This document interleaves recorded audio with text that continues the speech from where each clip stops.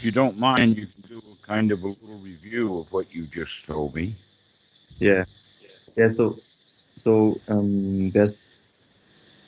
last few days, weeks, still was restlessness, but more in a way of like restlessness in my meditation practice, kind of throughout the day. I have a strong desire for like putting great effort in being mindful and I do in a sometimes tense and striving way, and I have to remind me like continuously to relax and enjoy. Yeah, Yes. Uh-huh. Well, that's exactly right. You know the right thing to do. And so now what we need to do is to slightly change the way that we're guarding so that we can catch this stuff. Because it's very, very interesting in the sense that even our meditation practice winds up being in service to the old ways of doing things. yeah, And so we try to do meditation in order to get out of the old ways, only realizing that unless we're really watching what's going on, the old ways are what's really driving the thing anyway. So, in this particular regard, and by the way, this is very, very common, almost so common that you'd say that almost every student has this in the beginning of their practice. They want results. That's why, in fact, people come to meditation practices because they feel dissatisfied and they're wanting something. But very soon, they should be shown that, hey, come out of that wanting and just be satisfied with this present moment. mm, Because otherwise, you're just building up an old habit of wanting more and more and more, and we actually change the object. mm, It's almost like the desire or wanting is like a bag. And we carry around a Bible in that bag for a while, and then we'll carry a cross, or maybe we'll carry a rosary, or maybe we'll carry a meditation book or something. mm, And enlightenment is often what they put into that bag to carry around, saying, okay, my goal is, or my job is to become enlightened without understanding what enlightened actually means. yeah, Because if they did understand it correctly, then they would recognize they've already got it. mm, yeah. To me, it kind of feels like I I've made like so my habitual tendency if I'm in the moment is like really like the training work there really good.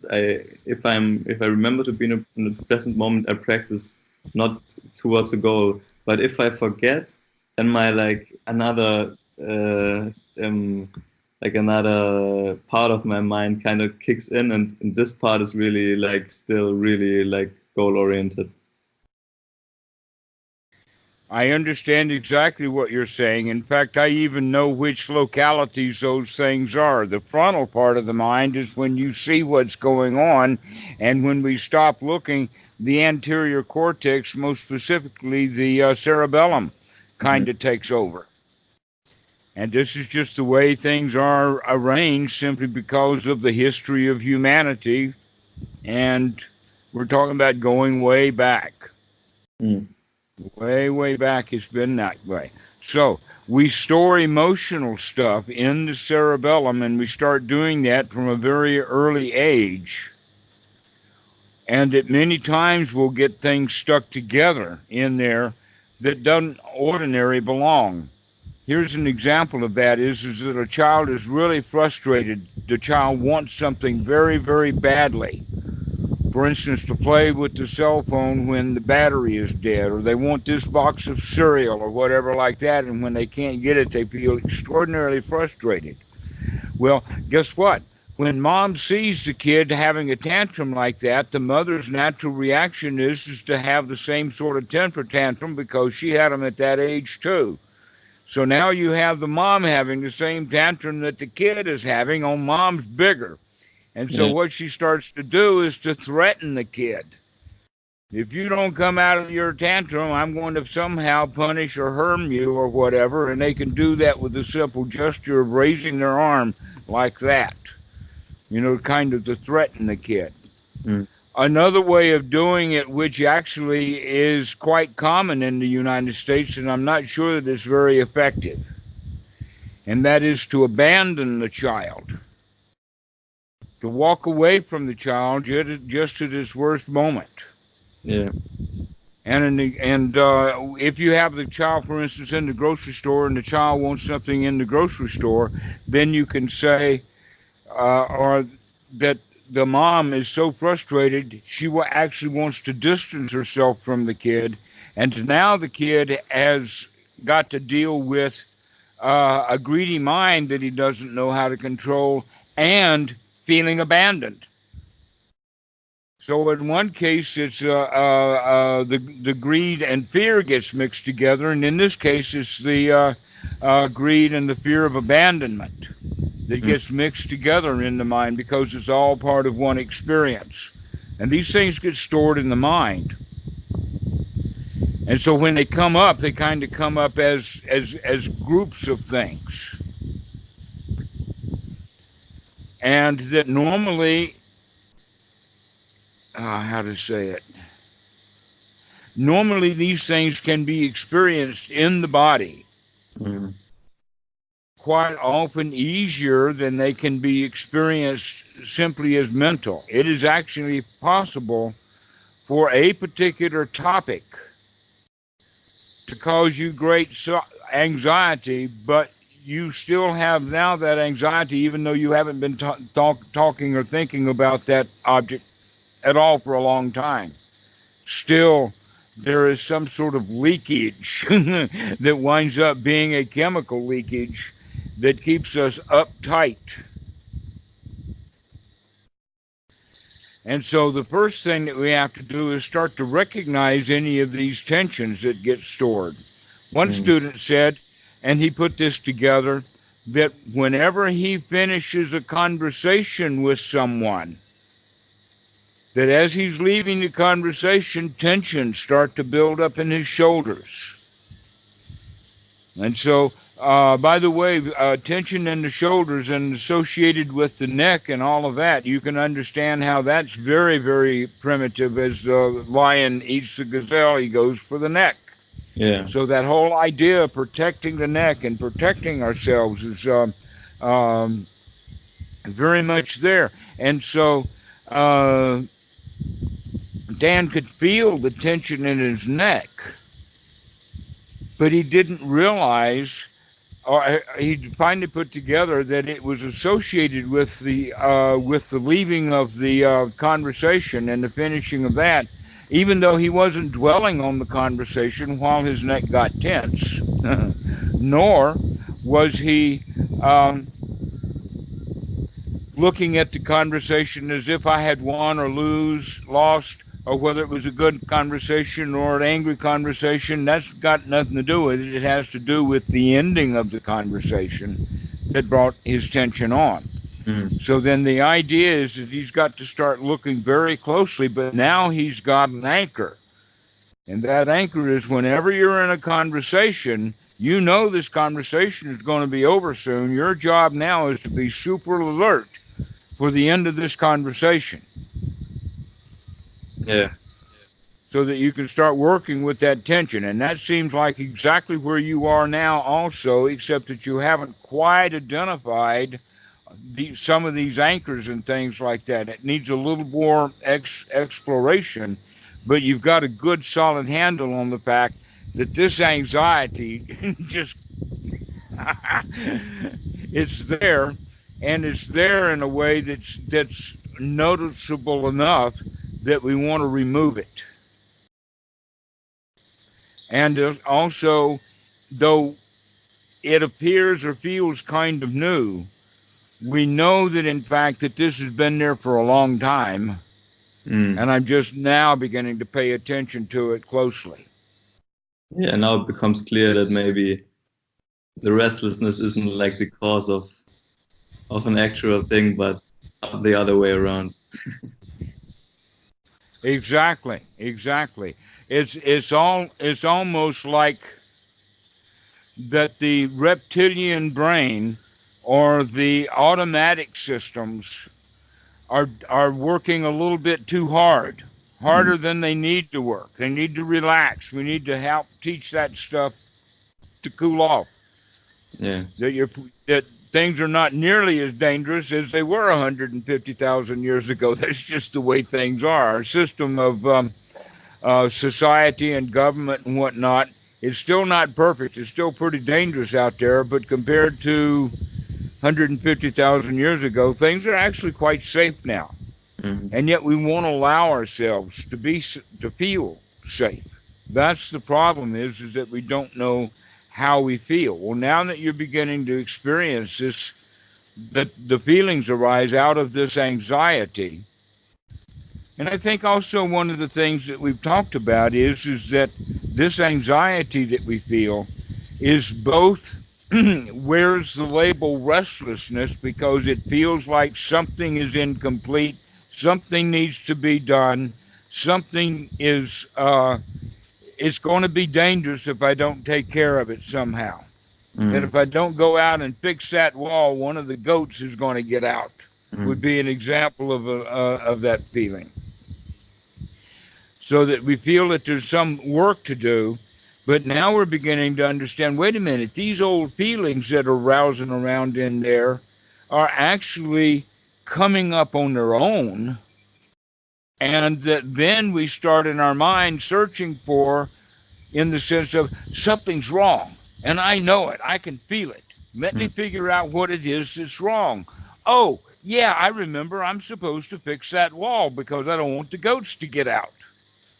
And by doing so, we miss the whole story Mm. because the problem is not the goats and it's not the fence, it's the feeling that things are not secure right now, where in fact all of the real evidence points to it so well that we have to manufacture some dumb thing to do because we Mm. think that something needs to be done, some protection needs to be done.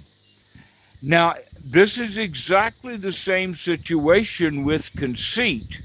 If you look at it from the perspective that we don't feel secure, that's the real issue. Underlying insecurity.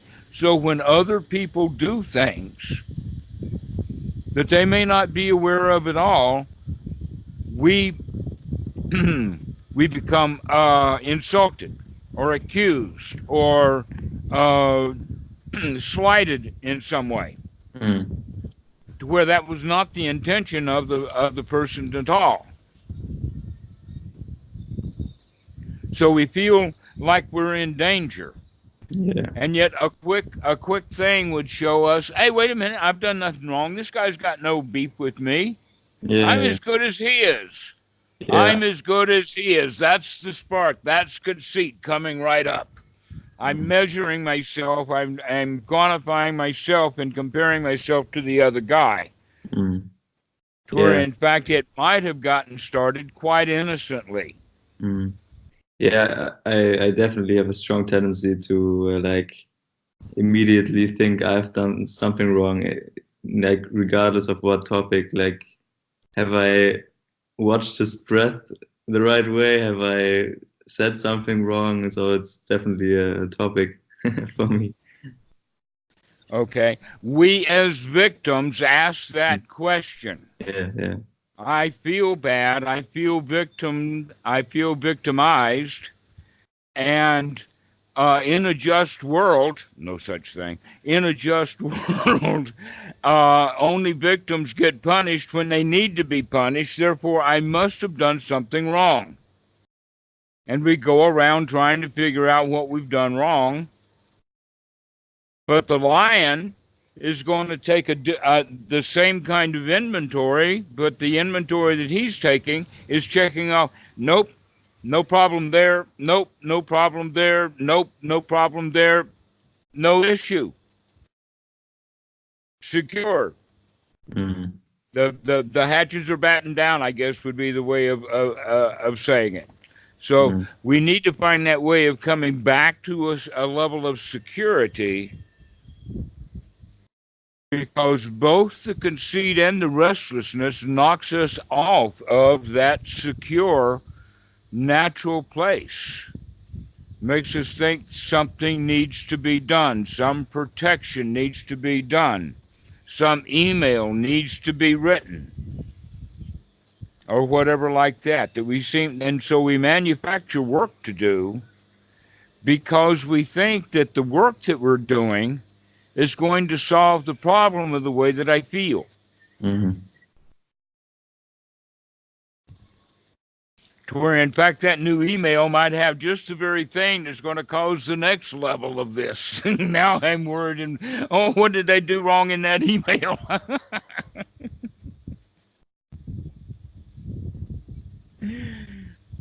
The answer to that would make the email very short and very sweet, and that's all you need. Yeah.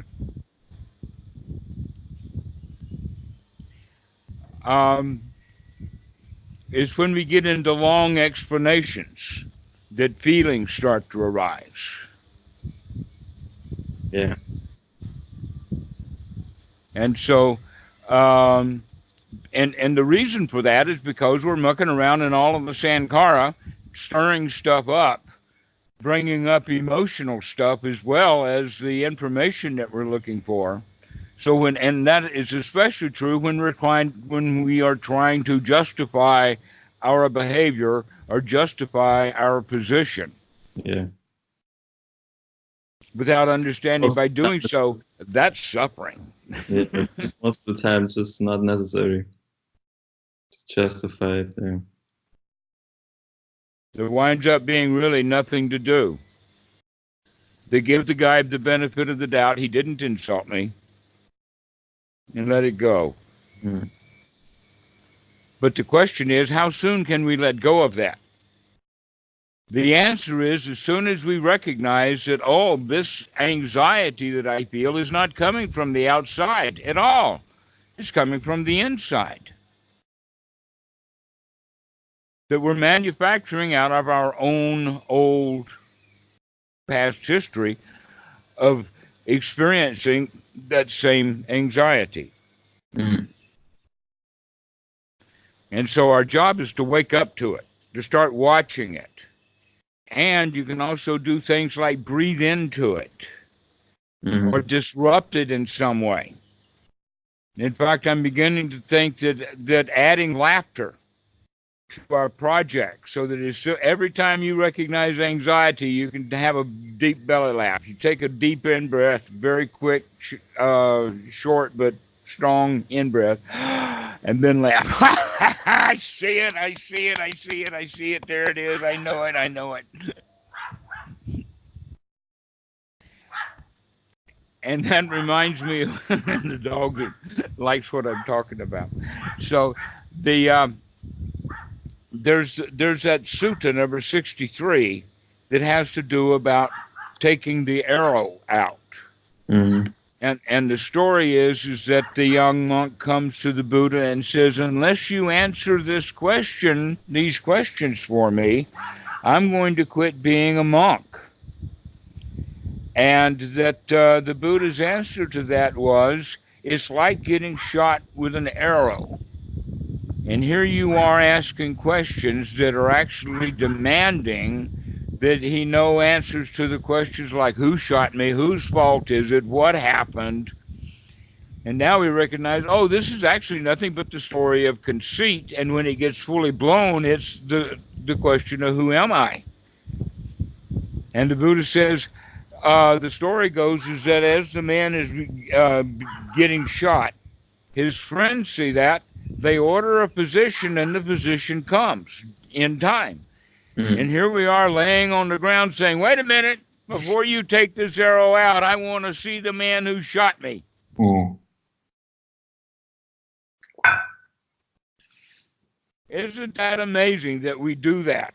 Or in this case, what job is it that needs to be done that will take this arrow out? That I don't need a physician to take the arrow out. What I need is a carpenter or a stonemason or something to go build that wall, because I think that the arrow comes from that I didn't build the wall. Yeah. To where, in But fact, no, it's not. What we have to do is deal with that anxiety directly, so in the what? sense of taking that arrow out. Out. Get out. Yeah. So what's the difference between like doing that kind of thing you just described and like actually getting wiser by looking? The difference is probably that one is in the here now and the other not, right? So long as the attitude is the attitude that I can do this, I can see that, I can be free from this. This arrow is not going to wound me. I shall pull it out. Free at last, free at last. I have pulled out the arrow, free at last. That's actually a change from a very famous line by Martin Luther King, who was assassinated in the 1960s. You probably know a little bit about him. But he was saying in the black movement, free at last, thank God Almighty, free at last. Okay, but that's more of a prayer or a want to let the people get free. But there's another way of looking, and in fact, we changed it very quickly from that to free at last, free at last. There is no God Almighty, free at last. Because that has the ring of real freedom to it. So now we're actually looking at the real issue, because it's not God's fault at all. That's a side trip. No, to be free at last is to be free from that arrow. Free from that strike that hit us in the chest, that anxiety. To be free from tensions and free from anxiety so that we can enjoy this present moment. That's freedom. And so the right way to handle that is every time you notice it, be on guard for it. Figure out what triggers it. Whether it's triggered because of other people, or is it triggered because of a to-do list? Those are normally the two things. It's probably because of the to-do list. Pardon? The to-do list. I think it's because of the to-do list. Okay. So, one of the ways of then looking at this is, how can I make my to-do list very, very short? Very short.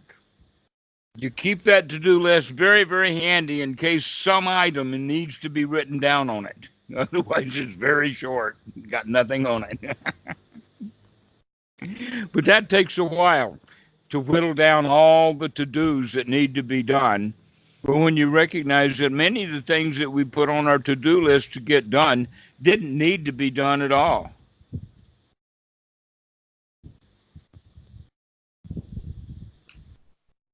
One day last month, Tam says, oh, we've got to go to the bank. And I said, oh, that's right. Well, let's plan on doing it tomorrow. Okay, we got that. Tomorrow came, something happened. We didn't go to the bank. And that was a month ago, and I still haven't been to the bank.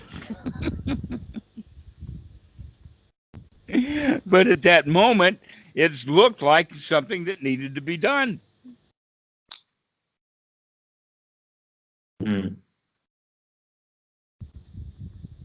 Another example that happens like that for me is that because we live on an island here, a lot of stuff is not available. And so I shop from Amazon or eBay or whatever like that. And from time to time, something will come, an item in the mail will come, and I don't even bother to open it. Oh, I know what that is, and I don't need it right now. I'll set that over there, and we'll take a look at it later. So that's also a quality, because we would normally think, oh, a package has come. Oh, that's work to do. I've got to open this package. Yeah, and in this particular thing, I'm pretty good too. I can open like all the time. Okay, well, here's a game to play then. The next time that you have a package delivered, put it on the shelf and see how long it takes you before you can't stand going in and opening that package. Yeah. My girlfriend is always really quick to find out that there's some unopened package, and she has to open it immediately. So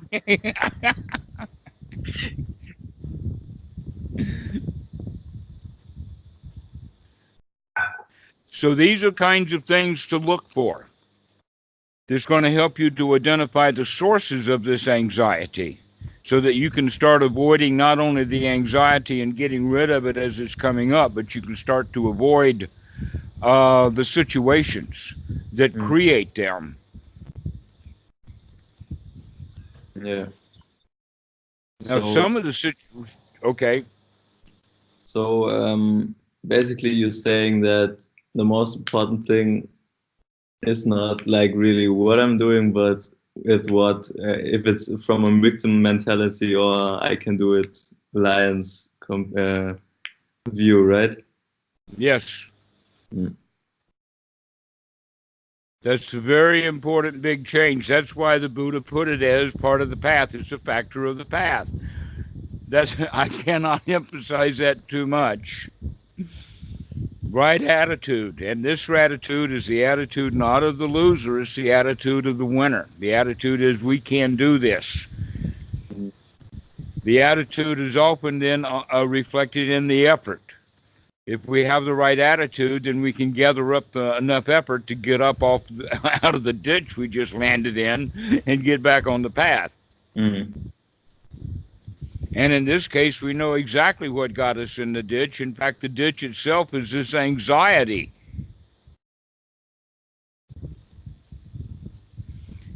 And so we can symbolically pull that arrow out and say, get out. Have a nice belly laugh. I caught you, and now you do not run my life anymore. Free at last. Free at last. So that's the way to look at it. You do that over and over and over again, and you'll find that that anxiety does not, in fact, have the power over you that it once did. In fact, it doesn't have as much power as it used to, because before it was playing what games it wanted to play, and it was doing it behind your back. Now that you're seeing it, it's already losing its power. Once you really start paying attention closely to it, figure out what kicks it off, how does it grow, and as it's there and you can see it, that you in fact have a technique or two working with the breath to bring the body out of that state of anxiety. Mm. Yeah.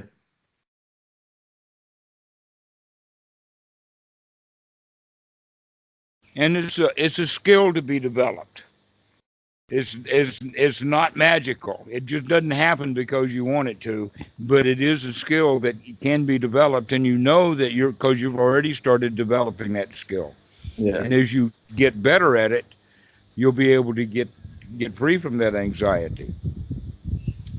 I would also go back with your food stuff and always, or at least as many times as it can be, to slow down your eating.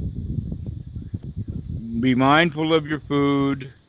Be mindful of any anxieties, especially if while you're chewing, you gaze down at that plate.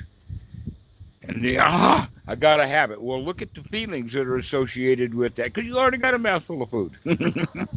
Yeah. So paying attention to the food, paying attention to the comings and goings of people in your life and what triggers this stuff, and also the to-do list. What is it that you have to do? Mm. And when you get those things figured out, then you'll know exactly what to be on guard for. Mm-hmm. So that when that anxiety comes up, you can see it, the restlessness, the conceit.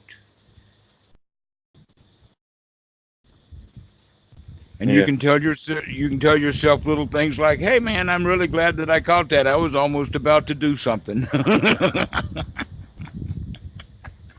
That's true. Yeah. More action, more karma.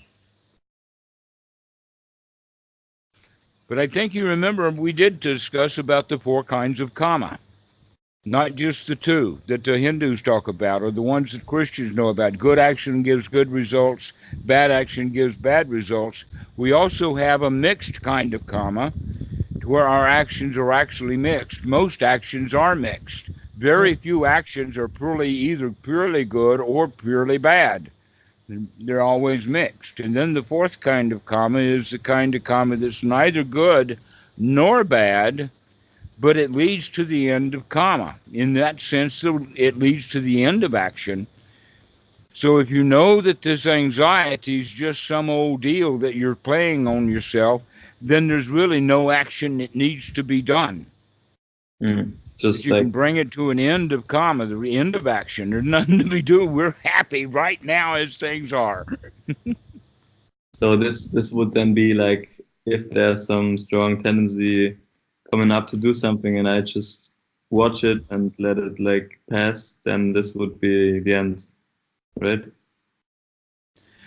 It depends upon the reality of the situation. I don't want to draw any hard lines because Yeah. for instance, there are fires sometimes that need to be put out. Yeah. Sitting there and thinking about how you're feeling while your house burns down is maybe not a good idea. Yeah. Yeah. Yeah. So, Like, but things that can be put off, but we feel have to be done, mm, when in fact they don't have to be, is let's set them aside. Here's mm, an example. One of my friends had the issue of all weekend long, she was supposed to clean up the apartment. She doesn't have time during the week, but during the weekend, she has time to clean up the apartment. But what she's going to do is she's going to give herself a lot of tension and anxiety while she's not cleaning the apartment yeah. until Classic. the anxiety gets the best of her, and then she's going to clean it. So the right way to approach that is saying, okay, we're going to put a limit on this stuff. We're going to clean the apartment at 11 o'clock on Saturday morning. We're going to clean for an hour. And what doesn't get finished this week can wait until next week. Now, if you go past 11 o'clock, now you're into procrastination. And that can be seen too. What's going on? Because now I've got a little deal with myself. But the best part about it is that if you practice correctly, you're free from anxiety all Saturday afternoon and all Sunday morning. Mm, And the big work is how can you maintain no anxiety up until 11 o'clock on Saturday morning? The answer to that is now is not the time to clean the house. mm, Okay? So this is what happens with people is that they have work to do and then they don't do the work and then they feel bad about it and then it becomes a habit. Here's an example. This actually happened to me, and when I was working in psychology and psychotherapy, I figured this out then and got over it. Well, what was going on generally was that I would be feeling bad on Sunday afternoon and Sunday evening, and I didn't know why, but I did put it together that all of a sudden I started feeling bad on Sunday evenings, and it was on Sundays. And I traced it back to my time as a teenager in high school when mhm. we had homework to do Yeah. on the weekend, and I'm not doing my homework, and I'm not ready for it, and now mom pressures me to go to church on Sunday night. Plus, the very best television is on Sunday night, and I've got all of these conflicts, but I still wait until Sunday night to do the homework, causing all of these conflicts, and that actually followed me into adulthood.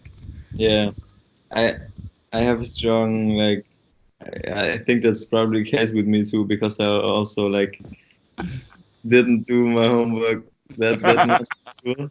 And so I always had like the fear of like getting called out the next day. And yeah, that's probably. And now we do not have a teacher to call us out the next day. That's just an old memory that brings stuff up, and it brings it up in a way that's not verbal. You don't have to actually think about the teacher scolding you to have Yeah. that feeling. Mhm. That the teacher scolding you has now been kind of lost in the mud, and the feeling is what's left. Yeah. And what I have learned over a long period of time about psychology is that psychologists really love psychological archaeology. They want to go try to find out what happened in the past. Well, I've come to understand that don't help. Mm. Knowing what happened way back when is not nearly as valuable as being able to see how you feel right now so you can deal with it right now. Mm. Because that's where it is. If we can disrupt that pattern right now over and over and over again, that whole thing will die off. Mm. Yeah, and also I think lots of stuff is also like kind of stored in the body, right? So lots of tension and stuff which is Yes, connected to emotions, and it doesn't that's really exactly right. yeah, it doesn't really matter which thing you think of and like see as a link, because if you get rid of the tension, then often the actual emotion also like weakens. There's several different ways of looking at that. First off, the word is normally used is called psychosomatic, Mm. which means body or mind body. Now, um, basically, they work together, but there are many, many different kinds of things that you would think would be mental that wind up actually being quite detrimental to the body. An Mm. example of that is cancer, that being a victim and in the victim's position and feeling hopeless and helpless is actually one of the ways of promoting cancer, because that's the thing that they can't quite figure out, especially what they call spontaneous remission. Mm. When people, when they're actually so sick that they're beginning to die of cancer, and the doctor tells them what's going on, and he says, "Wait a minute, I don't want to do this," and somehow or another, deep down, that cancer just gets cured. It's very common, and the doctors have no explanation for it. So there's many, many different things like that. Many of the various illness happen. One of the qualities that we know of in this regard, though it wouldn't be strong, hard scientific evidence, but it is well known in Thailand that monks live to a ripe old age. Mm. Almost all of them make it past 90. And in fact, um, it's kind of a goal, because the Buddha did it at 80. So every monk has to at least pay homage to the Buddha by hanging around until then. And so that has to do then also with lack of tension, having an easy job with nothing much to do, kind of hanging out and enjoying life. Mm. But that's not a model for the West.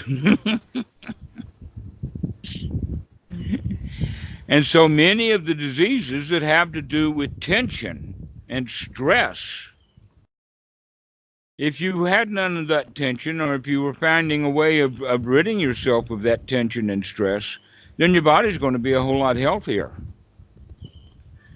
One example right away is with anapanasati, mindfulness of breathing, you start to breathe better. Mm. breathe in a more healthy way. So right from the get-go, there's benefits for the body. Another one is stilling the body. That a lot of the anxiety, in fact, part of the reason people miss the anxiety is because the anxiety finds its way into bodily movements. Mm. In that regard, CIA and highly skilled professionals who are, let us say, professional interrogators, they look more for body language and the way that people act, and they're not much interested in what the people have to say. Mm. Because if someone's lying, they'll have a lot of tension and anxieties, and they'll do things. Here's an example of it: that if we are open, literally, because we've got nothing to hide, then our arms can be expanded. But if we have them folded or down like this, then that shows that we're protecting the body. Other things like uh, tension and body movements, like hands shaking, Mm. because the hand is shaking because that's those same chemicals that are leaking into the chest out of the adrenal glands is making its way through the bloodstream, so that people will wiggle their foot. They will also feel the rise in sensations around the neck, so they'll start to play around with their neck. We've already just talked about that. Neck's Mm. very important. So if people start playing with their face or their neck or whatever like that with the bodily movements this way, that's one of the ways of people dealing with the anxiety that is there. Now, what the interrogators have to learn is the distinction between the anxiety that they're creating and the anxiety that the person is feeling because they're lying. Yeah. So skilled interrogators don't put people under so much pressure, but local police do. They love it. They do good cop, bad cop, and they put people under so much pressure, Yeah. trying to get a confession out of them.